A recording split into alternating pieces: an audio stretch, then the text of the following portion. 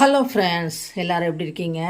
இன்றைக்கி நான் காலையில் என்ன செய்ய போகிறேன்னா, அது கோதுமை மாவு தோசை. ஒரு சிஸ்டர் கேட்டிருந்தாங்க, எப்படி கோதுமை மாவு தோசை நீங்கள் செய்கிறீங்க, அதை எனக்கு சொல்லுங்கன்னு சொல்லியிருந்தாங்க. ஸோ அதுக்காக தான் நான் இன்றைக்கி வந்து கோதுமை தோசை வந்து செய்ய போகிறேன்.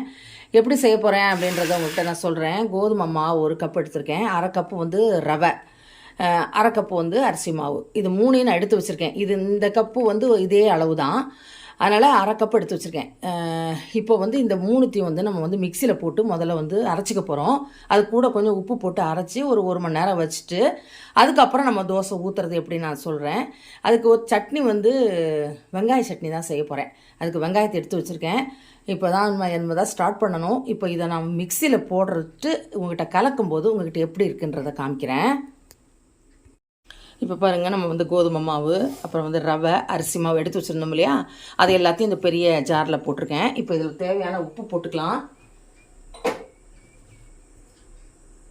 கொஞ்சம் போல் உப்பு. இப்போ இதை போட்டு நான் மிக்சியில் வந்து அரைச்சிட்டு வந்துடுறேன். இப்போ மாவு பாருங்கள், நான் அரைச்சிட்டு வந்துட்டேன். நம்ம எடுத்து வச்சோம் இல்லையா, இந்த பதத்துக்கு இருக்கணும் மாவு, சரிங்களா? இப்போ இது 1 மணி நேரம் நல்லா ஊறட்டும். இப்போ இந்த மாதிரியும் நம்ம செய்யலாம். கோதுமை மாவு அரைச்சிட்டு வந்துட்டு அதில் வந்து நம்ம அரிசி மாவும் ரவை ஏன் கலக்கிறோன்னா நல்லா கிறிஸ்பியாக வரும். அதுக்காக தான் நம்ம ரவை கலக்கிறோம். இப்படியும் செய்யலாம். முழு கோதுமையை ஊற வச்சு அது கூட அரிசி ஊற வச்சு அப்படியும் செய்யலாம்.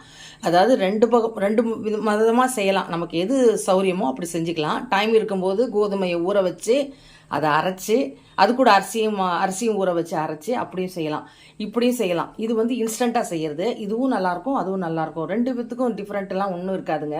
ரொம்ப நல்லாயிருக்கும். அந்த கோதுமை தோசை பிடிக்காதவங்க கூட சாப்பிடுவாங்க.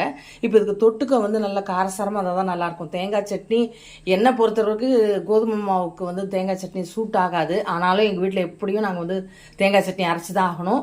வெங்காயம் வந்து சட்னி, இப்போ வெங்காயம் ரொம்ப சீப்பாக இருக்கனால வெங்காயம் சட்னி அரைக்கலாம் அப்படின்னு சொல்லிட்டு தான் வெங்காயம் எடுத்து வச்சுருக்கேன். வெங்காயத்தில் ஒரு தொக்கு ஒன்று பண்ணலான்னு இன்றைக்கி நினச்சிருக்கேன்.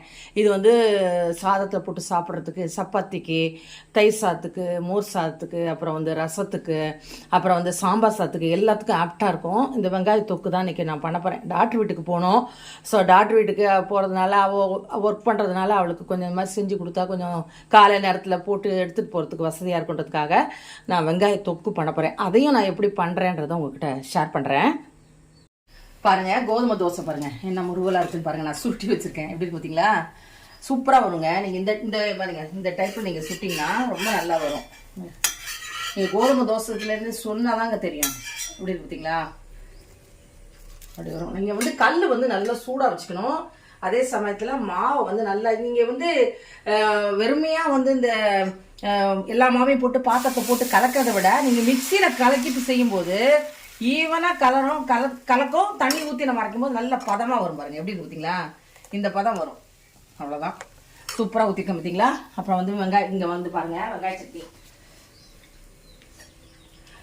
அரைச்சிட்டேன். இது கொஞ்சம் திக்காக சாப்பிட்டா தான் நல்லாயிருக்கும். அதனால் வெங்காய சட்னியும் தேங்காய் சட்னியும் அரைச்சிட்டேன். 2. எங்கள் ஹஸ்பண்டுக்கு தேங்காய் சட்னி, எனக்கு வெங்காய சட்னி. அவங்க வெங்காய சட்னி சாப்பிடுவாங்க.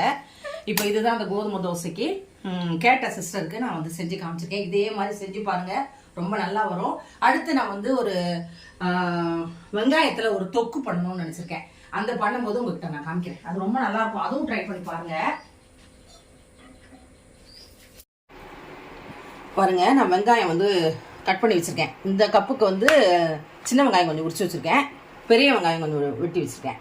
அப்புறம் வந்து தேவையான கார மிளகா, அதாவது வத்த மிளகான்னு சொல்றோம்ல, காஷ்மீரி மிளகா இருந்தால் போட்டுக்கலாம். நான் நார்மல் மிளகா தான் போட்டிருக்கேன். இதுவே நல்ல கலராக இருக்கும். அதனால் இந்த மிளகா எடுத்திருக்கேன். கொஞ்சம் பூண்டு எடுத்திருக்கேன். அப்புறம் கொஞ்சம் புளி ஊற வச்சு வச்சுருக்கேன். ஏன்னா ஊற வச்சு வச்சா நல்லா கொஞ்சம் சீக்கிரம் அறப்பட்டுரும் இல்லையா, அதுக்காக தான். அடுத்தது கடுகும் வெந்தயமும் வறுத்து பொடி பண்ணி வச்சுருக்கேன். இதை தான் வந்து வெங்காய தொக்குக்கு நம்ம செய்ய வேண்டிய பொருட்கள். அடுத்தது வந்து மத்தியானத்துக்கு வந்து தக்காளி ரசம், தக்காளி புளியெல்லாம் கரைச்சி வச்சுருக்கேன். அப்புறம் வந்து காலிஃப்ளவரும் ஒரு உருளைக்கிழங்கும் போட்டு ஒரு கிரேவி மாதிரி பண்ண போகிறேன். அடுத்தது இங்கே பாருங்கள், இண்டக்ஷனில் வந்து வாழைக்காய் வந்து வந்துட்டுருக்கு. வாழைக்காவை வந்து ஒரு பொரியல் மாதிரி பண்ணலாம். ஒரு அரை வாழைக்காய் இருந்தது. சரி, அதை பொரியல் பண்ணிடலாம், இல்லை வேஸ்ட்டாக போயிடும். அதுக்காக அதை இண்டக்ஷனில் வேக போட்டிருக்கேன். இப்போ வந்து இந்த வெங்காய தொக்குக்கு ஃபஸ்ட்டு நம்ம என்ன பண்ண போகிறோம்னா, வெங்காயத்தை நல்லா வதக்க போகிறோம். நல்லா வந்து வெங்காயம் தண்ணி இல்லாமல் இருந்ததுன்னா உங்களுக்கு வந்து வெங்காயம் வந்து தொக்கு கெட்டே போகாதுங்க. ஃபஸ்ட்டு வந்து இந்த வரமிளகாவை வறுத்து எடுத்துக்கணும்.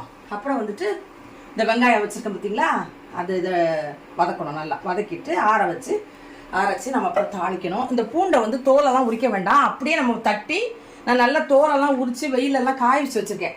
அதனால் வெறுமையாக எண்ணெய் போடும்போது தாளிக்கிறதுக்காக இந்த பூண்டு எடுத்து வச்சுருக்கேன். நீங்கள் பூண்டு போட்டிங்கன்னா ரொம்ப நல்லாயிருக்கும், வாசமாக இருக்கும். அதுக்காக தான் பூண்டு போடுறது. ஒவ்வொருத்தரும் ஒவ்வொரு மாதிரி செய்கிறாங்கங்க வெங்காயத்தொக்கு. நான் செய்கிற மெத்தடை தான் உங்ககிட்ட நான் சொல்கிறேன். இந்த மாதிரி செஞ்சு பாருங்கள். நீங்கள் ஊறுகாய்க்கு வாங்க வேண்டியதே இல்லை, அழகாக இதை வச்சுட்டு அழகாக தொட்டு சாப்பிடலாம். தோசைக்கு நல்லாயிருக்கும். நீங்கள் வந்து சட்னி அரைக்க உங்களுக்கு டைம் இல்லை, எனக்கு கரண்ட் இல்லை அப்படின்னா இந்த தொக்கை வந்து இந்த தோசையில் நல்லா ஸ்ப்ரெட் பண்ணிவிட்டு சாப்பிட்டீங்கன்னா சூப்பராக இருக்கும். ரொம்ப கருகணும்னு இல்லைங்க. வத்த மிளகா நல்லா வந்து இவ்வளோ போதும். இதுக்கு மேலேனா கலர் வந்து சேஞ்ச் ஆகிடும். அதனால் இது போதும். சேஞ்ச் ஆகிடுச்சுன்னா அப்புறம் தொக்கே கலரே இருக்காது. இப்போ நம்ம சின்ன வெங்காயம் போடலாம். நல்லா வறுத்துக்கு போகிறோம்.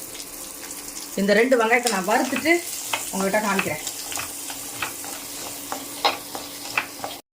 இப்போ பாருங்கள், வெங்காயம் இந்த பதத்துக்கு வதக்கணும். ரொம்ப ப்ரௌனாக வதக்கணும்னு இல்லை, இந்த பதத்துக்கு வதக்கியாச்சு. இப்போ முதல்ல வந்து நான் அந்த வத்தல் இருக்குது பார்த்தீங்களா, வத்தல் நல்லா இந்த வெங்காயத்துக்கு தேவையான புளி தான் இதுக்கு நான் நிறைய வாட்டி சொல்லிட்டேன். ப்ரிசர்வேட்டிவ் அதுதான், வேறு நம்ம எதுவுமே ஆட் பண்ண மாட்டோம். இவ்வளோ புளி போடுறேன். ஒரு பெரிய எலுமிச்சங்காய் அளவுக்கு புளி. கொட்டை எல்லாம் பார்த்துக்கோங்க, இல்லைன்னா மிக்ஸி இதுவாயிரும். நல்லா எல்லாத்தையும் எடுத்தாச்சு. ஏன் நான் கொஞ்சம் அப்படி ஊற வச்சு போடுறேன்னா மிக்சியில் அரைக்கிறதுக்கு நல்லாயிருக்கும். அதுக்காக தான். இப்போ தேவையான அளவுக்கு உப்பு போட்டிருக்கேன். இப்போ இதை வந்து அரைச்சிட்டு வந்துடுறேன். அதுக்கப்புறம் இந்த பூண்டை வந்து உரலை வச்சு தட்டிக்க போகிறோம். இதை அரைச்சிட்டு அதுக்கப்புறம் இந்த வெங்காயத்தை அரைக்கணும். இதை முதல்ல அரைச்சிட்டு வந்து காமிக்கிறேன். மிளகா, உப்பு, புளி வச்சு அரைச்சிட்டு வந்துட்டோம். இப்போ ஆற வச்சுருக்க வெங்காயத்தை அரைக்க போகிறோம். இது தண்ணி தேவைப்பட்டுச்சுன்னா அந்த புளியில் இருக்குது பார்த்தீங்களா தண்ணி, அந்த ஒரு 2 ஸ்பூன் தண்ணி ஊற்றினா போதும். மேற்கொண்டு நம்ம தண்ணி ஊற்றவே வேண்டாம். தண்ணி ஊற்றிட்டிங்கன்னா அப்புறம் அது ரொம்ப லாங் லைஃப் வராது. இப்போ இதை நான் அரைச்சிட்டு வந்துடுறேன். பாருங்கள், அரைச்சிட்டேன் பாருங்கள். ரொம்ப நைஸாகவும் அரைக்க வேண்டாம், கொஞ்சம் குறைன்னு இருந்தால் போதும். இந்த கையெல்லாம் போட வேண்டாம். இந்த பதத்துக்கு அரைச்சி எடுத்துகிட்டு நம்ம இப்போ தாளிக்க போகிறோம். இப்போ நான் வந்து நல்லெண்ணெய் ஊற்றிருக்கேன். நல்லெண்ணெய் ஊற்றினீங்கன்னா நல்லா வாசமாக இருக்கும். அதுக்கு தான் நம்ம நல்லெண்ணெய் ஊற்றிருக்கோம். இப்போ வந்து கடுகு போட போகிறேன்.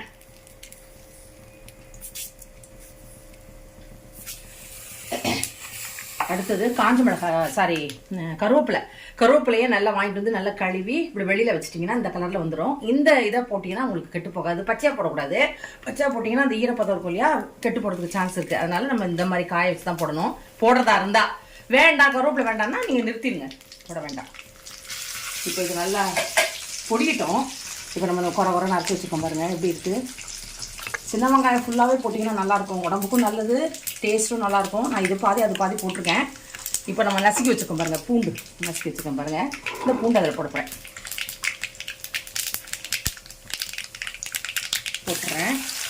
பூண்டு நல்லா பொரியட்டும், அப்போ தான் வாசம் சூப்பராக இருக்கும்.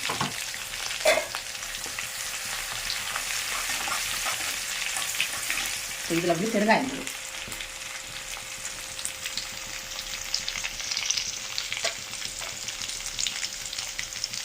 கட்டி பெருங்காயம் தான் இருக்குது அப்படின்னு சொன்னீங்கன்னா நம்ம அந்த வத்தல்லாம் அரைக்கிறோம்ல, அந்த டைமில் போட்டு பொரித்து அரைச்சிக்கலாம். இப்போது நல்லா பொரிஞ்சிச்சு, நல்லா வாசனை கமகமாக இருக்குது. இப்போ இந்த டயத்தில் வெங்காயம் அரைச்சி வச்சுக்கோல, அதை போடுறோம். இப்போல்லாம் வெங்காயம் வந்து ரொம்ப சீப்பாக, கிலோ 10 ரூபாய்க்கு கூட கிடைக்குதுங்க. எது நமக்கு சீப்பாக இருக்கோ அந்த டைமுக்கு அந்த மாதிரி ஒரு பொருளை நம்ம செஞ்சு வச்சுக்கிட்டோம்னா நமக்கு காய்கறி அதிகமாக விலை ஏறும்போதும் சரி கிடைக்காது. சில நேரத்தில் தக்காளி வெங்காயம்லாம் 2 தான் ரொம்ப கூடும். அந்த டைமில் இதெல்லாம் ரொம்ப நமக்கு யூஸ்ஃபுல்லாக இருக்கும். ஒரு சாதத்தை போட்டு ஒரு தயிரை வச்சு கூட அழகாக சாப்பிடலாம்.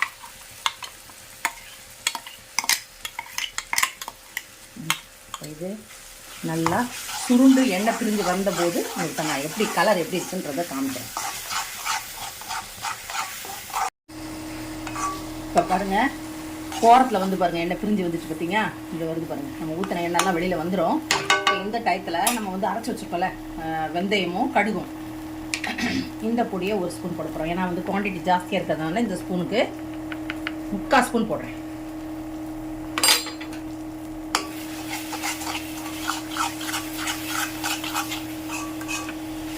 எப்படி பார்த்தீங்களா கலரு? இது இன்னும் நேரம் ஆக ஆக சூப்பர் கலரில் வந்துடும். காஷ்மீரி உங்களுக்கு வேணும்னா காஷ்மீரி பவுடர் கூட போடலாம். ஆனால் நான் போடலை, நான் நேச்சுரலாகவே இருக்கிற கலரை தான் வச்சுருக்கேன். இது பாருங்கள் எப்படி இருக்குன்னு. இப்படி இருக்குதா, சப்பாத்திக்கு, சாதத்துக்கு, எல்லாத்துக்குமே சூப்பரான வெங்காயத்தொக்கு என்னோடய ஸ்டைலில் நான் பண்ணியிருக்கேன். இதுக்கெல்லாம் எல்லா எண்ணெயும் பிரிஞ்சு வருது பாருங்கள். தெரியுதா? எண்ணெய் பிரிஞ்சு வந்தப்பறம் தான் நம்ம ஆஃப் பண்ணணும். அது வரைக்கும் ஏன்னா நம்ம ஆல்ரெடி வதக்கிட்டோம், அதனால அந்த பச்சை ஸ்மெல்லாம் வெங்காய ஸ்மெல்லாம் இருக்கவே இருக்காது. அதனால தான் நம்ம வதக்கி செய்கிறோம். வதக்கி செய்யும்போது பொருளும் கெட்டு போகாது, உங்களுக்கு சீக்கிரமாக வெந்துடும், அந்த பச்சை ஸ்மெல்லாம் வரவே வராது. ஆஃப் பண்ணிட போகிறேன், ஸ்டவ் ஆஃப் பண்ணிடுறேன். இப்போ ஆறின பிறகு ஒரு பாட்டிலில் போட்டு வச்சுட்டா வெளியிலே வச்சிங்கன்னா 1 மாதம் 1.5 மாதம் நல்லா அப்படியே இருக்கும். நீங்கள் ஃப்ரிட்ஜில் வச்சுட்டிங்கன்னா 3 months 4 months கூட நல்லாயிருக்கும். ட்ரை பண்ணி பாருங்கள். இப்போ பாருங்கள், மத்தியானம் சமையலும் ரெடி பண்ணிட்டேன். சாதம், அதுக்கப்புறம் வாழைக்காய் ஒரு அரை வாழைக்காய் இருந்துன்னு சொன்னேன் பார்த்தீங்களா, அதில் வந்து அவியல் மாதிரி பண்ணிட்டேன்.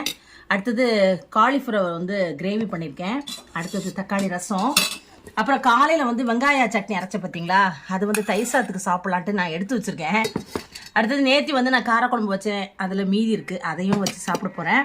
அடுத்தது நம்ம அந்த வெங்காய தொக்கு பண்ணோம் பார்த்தீங்களா, அதை அந்த பாட்டில் ஆறிடுச்சு எடுத்து வச்சுருக்கேன். இன்னொன்று வந்து பெரிய பாட்டில் வைக்கணும். இப்போ இதெல்லாம் தான் மத்தியானம் நம்முடைய டிஷ்ஷு. சாப்பிட்டுட்டு அதுக்கப்புறம் அடுத்தடுத்து நான் என்ன செய்கிறேன்றதை உங்கள்கிட்ட ஷேர் பண்ணுறேன். பாருங்கள், பாத்திரத்தெல்லாம் தேய்ச்சி கவுத்திட்டேன் எல்லா பாத்திரத்தையும். மத்தியானம் வந்து நான் வந்து அந்த வெங்காய தொக்கு பண்ணதை உங்ககிட்ட நான் ஷேர் பண்ணியிருக்கேன். காலையில் வந்து ஒரு சிஸ்டர் கோதுமை தோசை கேட்டதை நான் செஞ்சு காமிச்சிருக்கேன். அப்புறம் வெங்காய சட்னியும் பண்ணியிருந்தேன். இதுதான் என்னோட ரெசிபி. நீங்கள் பாருங்கள், பார்த்துட்டு எப்படி இருக்குன்னு சொல்லுங்கள். இந்த வெங்காய தொக்கு கண்டிப்பாக பண்ணுங்கள். பாருங்கள், ஸ்டவ்வை க்ளீன் பண்ணிட்டேன். அப்புறம் வந்து எல்லாத்தையும் மேடை இதெல்லாம் தொடச்சாச்சு. இப்படி தொடச்சாதான் எனக்கு காலையில் சமைக்கிறதுக்கு ரொம்ப இஷ்டமாக இருக்கும். அடுத்தது நாளைக்கு காலையில் சாப்பிட்றதுக்கு பாதாமும் ஊற வச்சாச்சு. இதுதான் நான் இன்னைக்கு செஞ்ச காரியங்கள். பாருங்கள், வீடியோ பிடிச்சிருந்தா லைக் பண்ணுங்கள். நெக்ஸ்ட் நம்ம இன்னொரு வீடியோவில் மீட் பண்ணலாம். பாய்.